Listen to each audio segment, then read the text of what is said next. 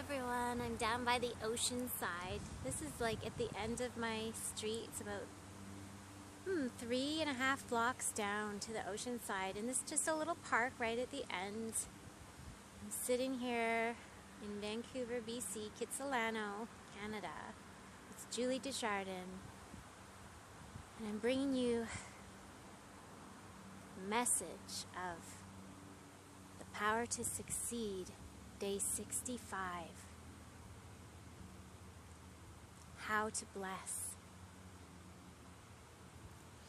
I want to start and activate this technique today with you on how to bless, and for you to really isolate what it is and when it is and how it is that you are blessing. Because you know what? I think today's day and age, we have been perhaps muffled and a bit separated from the true sensation of blessing. I don't know about your upbringing, but my upbringing, I grew up in a Lutheran church. I was baptized in a Lutheran church as a baby. I was baptized as a girlfriend in a Baptist church later on in my late teens, just before I turned 20. And I've even been baptized in Lakota Native American ways by being in the ocean. Those are really startling, because the ocean out here is cold.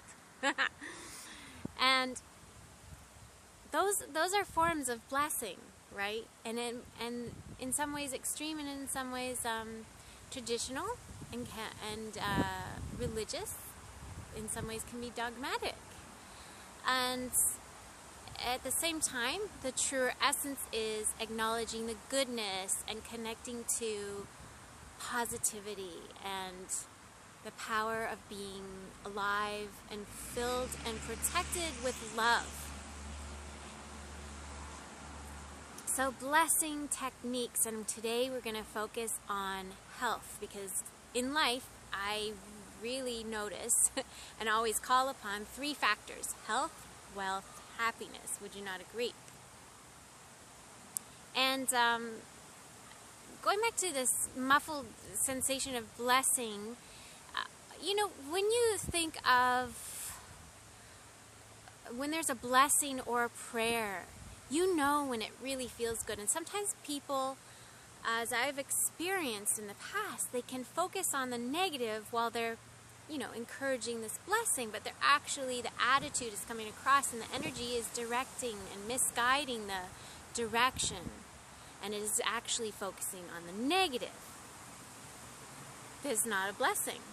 Even if the words are a different language, or the words they sound like they're, yes, we acknowledge this is happening, blah, blah, blah.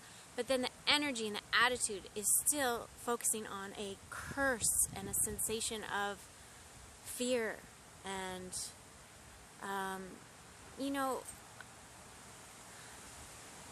often when I was in church and as I grew older, I even went on missionary connections, and to me it was fun. It was fun to connect with people. And I became really in my center spiritually, and I really embodied this sense of feeling alive and feeling one. And I was accused of, who do you think you are? Do you think you're a disciple? Do you think you're that close to God? And it wasn't like I was preaching. I was just being. And people were afraid of that. I would walk into the church barefoot, because that's just how I felt. There was a time in my life where I didn't shave my underarms or my legs, and I'd dress in a dress, and people were like, who do you think you are? What right do you have to feel so close to God? And who says God's in nature? I mean, it's ridiculous. So sometimes we get a little bit lost on what is blessing, because these people who worship and say they're blessing are actually quite blocked from feeling and being and giving blessing. So that's why I want to bring this art form back today into our lives, to say, how to bless. How? It's an energy, it's an attitude of focusing on goodness. And I would say if you were going to think of force of evil and you think of someone coming in and blessing someone who's not feeling so well mentally, healthily, like their health is diminishing, they're feeling sick physically or emotionally or spiritually, and you see maybe a movie, or you even may have a story where someone was, there was like an evil force coming through.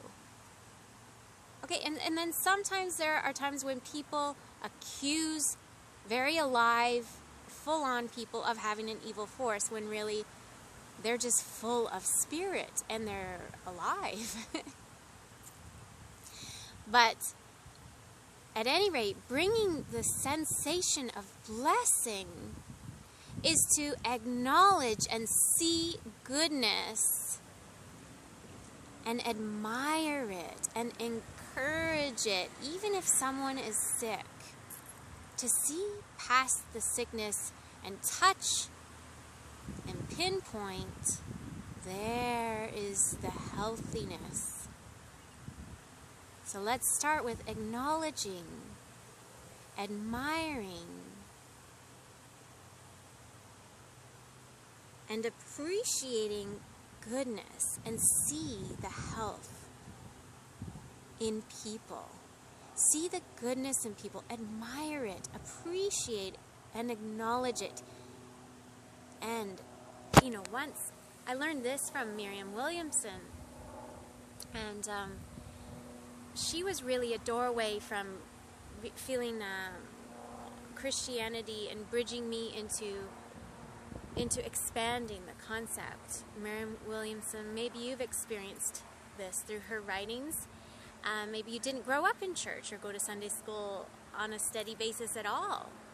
So whether you went to church or whether you didn't have any sort of religious or spiritual background, I would say we're all spiritual because it's inevitable, but whether you had a form of religion in your life or not as you were growing up, it's really empowering to know that we can bless.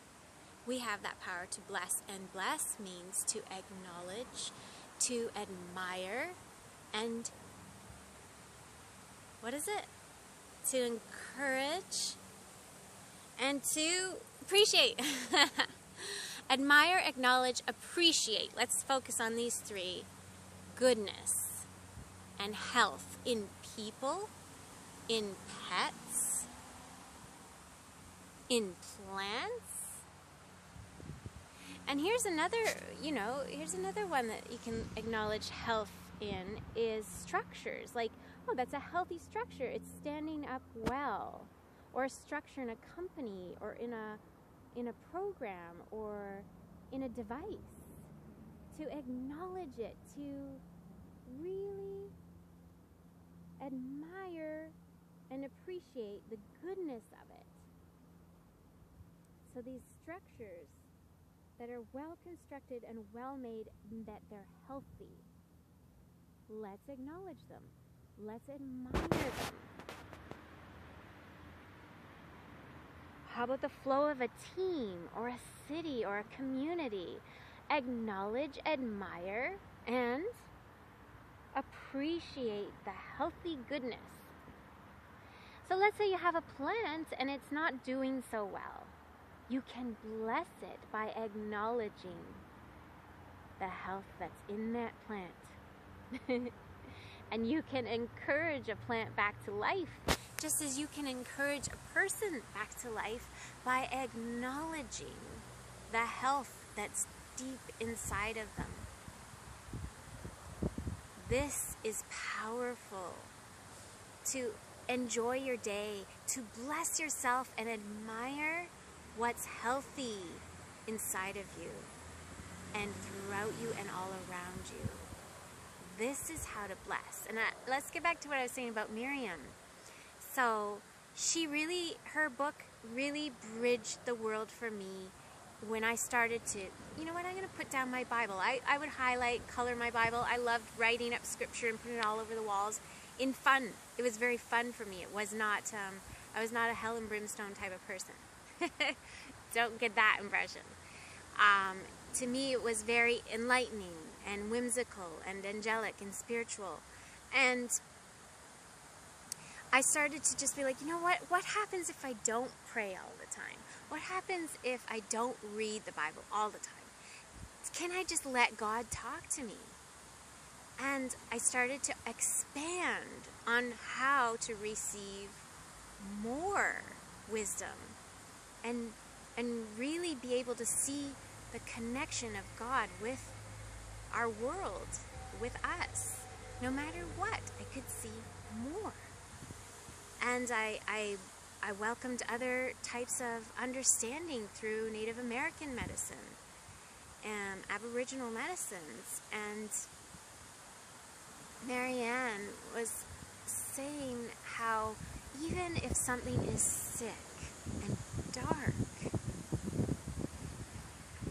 you can bless it. So for instance, let's say someone's very unhealthy. Maybe let's start with something simple. Maybe their face is not looking too good. They've got acne and it's not healthy looking. Their skin looks like it's reacting and doesn't look healthy. And instead of focusing, and parents, this is something so important for you to do. Instead of focusing on the damage, focus on the healing. Focus on the healthiness, focus on the goodness, and really appreciate. Don't overlook when you do see something healthy, when you do see glowing, healthy skin. Acknowledge it, appreciate it, and that will encourage the health of it. And that is blessing. That is how to bless. And you can actually lighten someone up. And not be like, oh, that acne has to go away. It's like, no, you just focus on the goodness and the health that is occurring in that person.